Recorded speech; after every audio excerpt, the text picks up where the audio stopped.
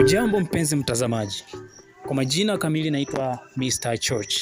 Karibu kwenye show yetu ya kibiashara, show ambayo imekuja kuangazia masuala ya biashara mbalimbali. Kuna watu wengi ambao wangependa kuanzisha biashara, lakini hawajui ni mbinu zipi ambazo wanaweza fuata ili wakaweze kuanzisha biashara. Hivyo basi hii ndio mwokozi wako. Basi tuko hapa ili tukaweze kuangazia katika sekta hiyo ili watu wengi wakaweze kufaidika. Ama kweli nimeweza kufika katika eneo hili, eneo ambalo lina mandhari mazuri, na vile vile ninapoona watu vile wanatembea wakipita, basi naona ni kwamba eneo hili linakuza biashara kama zinaendelea vizuri.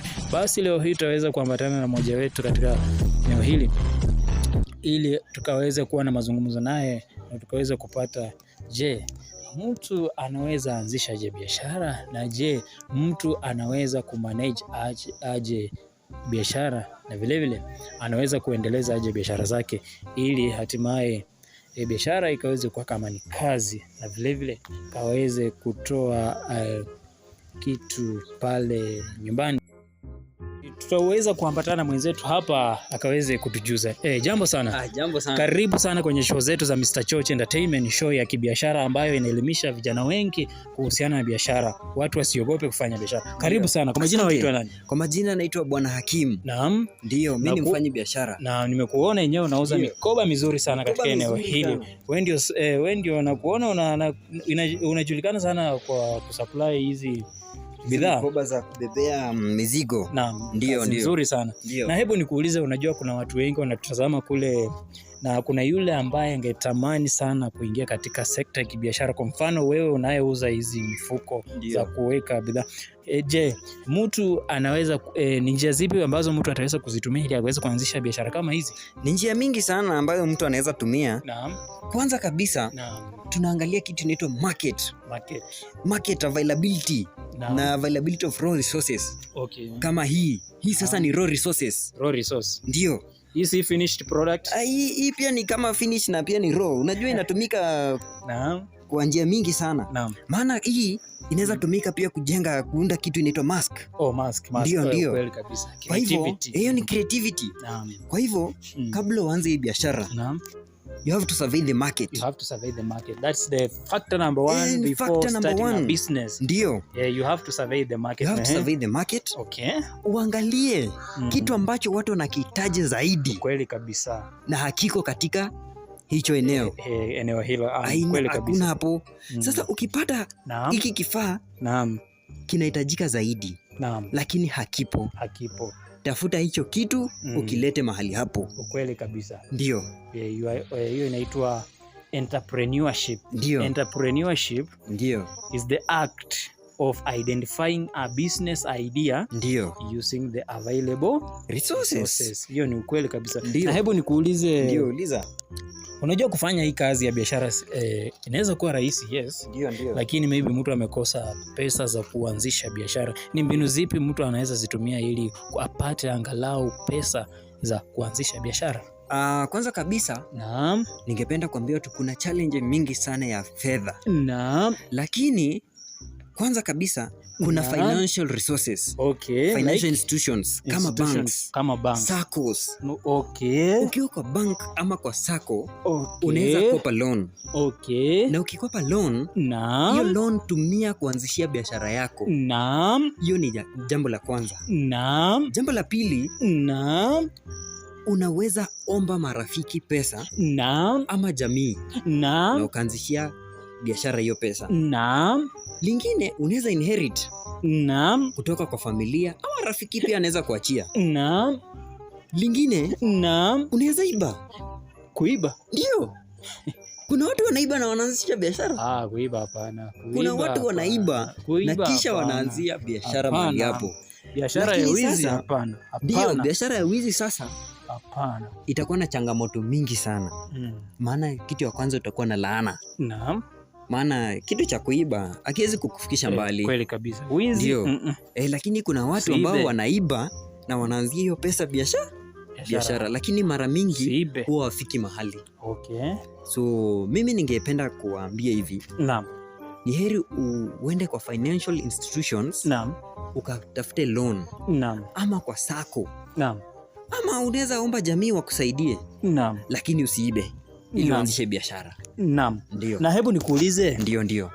Nini haswa kilicho kumotivate wewe kuamua kuanzisha biashara hizi? What motivated you to start such kind of a business? Kwanza kabisa, kilicho ni motivate, niliona hiki kitu hakipatikani kwa urahisi. Naam. Alafu watu wanakihitaji sana. Naam. Sasa kuleta ile solution to the market. Naam. Nikaamua kuleta hiki bidhaa. Naam. Na hiyo ikakuwa ni kama solution, nimefind solution to so many people. Naam. Ambao wanahitaji hiki bidhaa. Naam. Na hawana uwezo wa kuipata, maana inapatikana mbali zaidi. Naam. Ndio. Okay.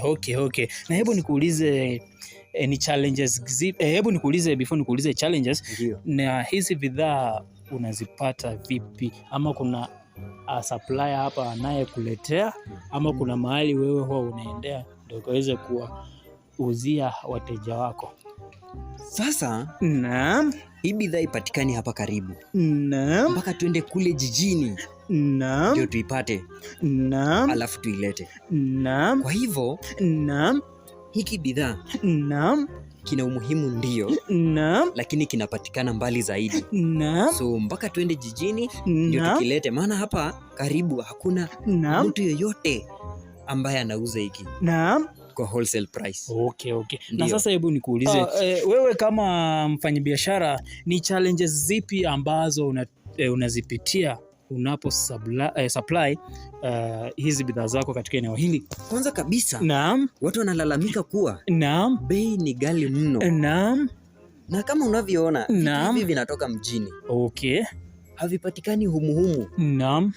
Sasa lazima niweke ile transportation cost. Okay. At least nipate profit kidogo. Okay. Ili niweze kujimudu. Naam. Kwa hivyo watu wanalalamika bei ni ghali mno. Naam. Lakini sasa inabidi watajitahidi tu. Naam. Jinsi mimi ninavyojitahidi. Naam. Jambo lingine, naam, ambalo ni tatizo kubwa sana. Naam. Ile fuel price. Naam. Pia iko juu zaidi. Naam. Sasa unapata ukipanda ile gari kwenda mjini. Naam. Fare iko juu zaidi. Naam. Unapata pia ni challenge. Naam. Kupata hizi bidhaa. Naam. Ukifika huko unapata line ndefu mno. Naam. Inabidi usubiri kwa muda mrefu. Naam. Na saa zingine unapofika huko mbele. Naam. Unapata zimeisha. Naam. Unarudi mikono mitupu. Naam. Hiyo tena ni transport umeharibu. Naam. Na kitu kingine. Naam. Tax iko juu zaidi. Naam. Tax kwa bidhaa ni ghali mno. Naam. Kwa hivyo unapata ni challenge kubwa zaidi. Naam. Ndio maana ukiuza kwa bei iliyo juu, naam, unapata watu wanalalamika. Naam. Hawaelewi mambo hayo. Naam. Na zile vitu ambazo tunapitia tukienda kuleta hizi bidhaa. Naam. Ndio. Na hebu nikuulize. Ndio. Katika biashara, unajua sio watu wote watakuja kununua bidhaa zako na cash. Ndio. Kuna wale ambao hupenda kukopa. Ndio. Hebu tueleze hao watu wa kukopa huwa unafukuza na staili gani? Naam, hao watu ambao wanakopa, naam, mimi huambia hizi bidhaa kuna mtu ashazichukua. Naam. Kwa hivyo wajaribu next time nikileta bidhaa nyingine. Naam. Ndio. Na sasa kama atakuona kama umemwambia yeye zishanunuliwa, na je, ukipata customer ambaye ni ako karibu na yeye anataka kununua, utamwambiaje? Nitamweleza tu njoo nikupe imebaki moja. Naam. Ambayo haijachukuliwa. Okay. Maana nimeona ako na cash. Okay. Ndio. Hiyo ni vizuri sana, Sasa hebu nikuulize, kuna vijana wengi ama kuna watu wengi wangependa sana kuingia katika hii sekta ya kibiashara. Na sasa hebu nikuulize, wewe kama mfanyabiashara uliyebobea katika hii sekta, wewe unaweza wa advice aje wale ambao naweza advice wenzangu? Naam. Ni hivi. Naam. Biashara zote ni zile. Naam. Ni wewe mwenyewe kujitolea. Naam. Kwa moyo na hali. Naam. Ili ukuwe na lengo, lazima ukuwe na lengo. Naam. Na ukiwa na ile lengo, hauwezi kufa moyo. Naam. ni kubambana kila siku. Licha ya changamoto, siku moja hutapata changamoto. Licha aziishi, lakini ni kujikaza. Kweli kabisa. Ndio, wasife moyo. Kweli kabisa. Ndio. Kweli kabisa. Ndio kabisa. Sasa wewe kama mfanyabiashara katika eneo hili, ungependa serikali yetu ya sasa, ungependa katika sekta ya kibiashara iwasaidie namna gani? Kwanza kabisa, wangeweza kuunda this farm ya kuunda hizi bidhaa mahali hapa karibu. Tungesaidika sana. Alafu waangalie na petrol, wapunguze hiyo petrol, wapunguze bei. Itakuwa salama sana. Na pia waunde barabara, at least kukuwe na ile east movement ya kuendea hizi bidhaa. Watakuwa wametusaidia, na kisha wapunguze tax kidogo. Watakuwa wametusaidia sana. Okay, na sasa umesema kwamba uweze kuweka kampuni ya kuunda mikoba hizi katika karibu na eneo hili. Ndio. Kwani huogopi competition? Mimi napenda competition sana. Maana kwa sasa hivi nauza sana. Niko monopoly, sina anayenipinga. Na nauza sana. Ndio maana nataka hiyo kampani wakiunda mahali hapa karibu, at least kutakuwa na ile competition. At least ndaona nafanya kazi, maana nitakuwa nikikaa nafikiria mwenzangu atauza sana kunishinda. Lakini sasa hivi nazembea kazini, maana najua niko peke yangu. Ndio. Na tuseme hii biashara inalipa? Ndio, inalipa. Tuseme pale nyumbani inaweza kutimiza mahitaji yote, kulipa school fees, nini, rent, vitu kama hizo. Ndio, inalipa. Ile kidogo nachopata, nakiweka pale, nalipa ada ya nyumba, nalipa ada ya shule, na naendelea. Okay, hiyo ni vizuri sana. Na hebu nikuulize. Ndio. Umeoa? Bado sijaoa, lakini nina mtoto. Hujaoa? Sijaoa bado. Tuseme umeolewa? Sijaolewa ndugu yangu bwana.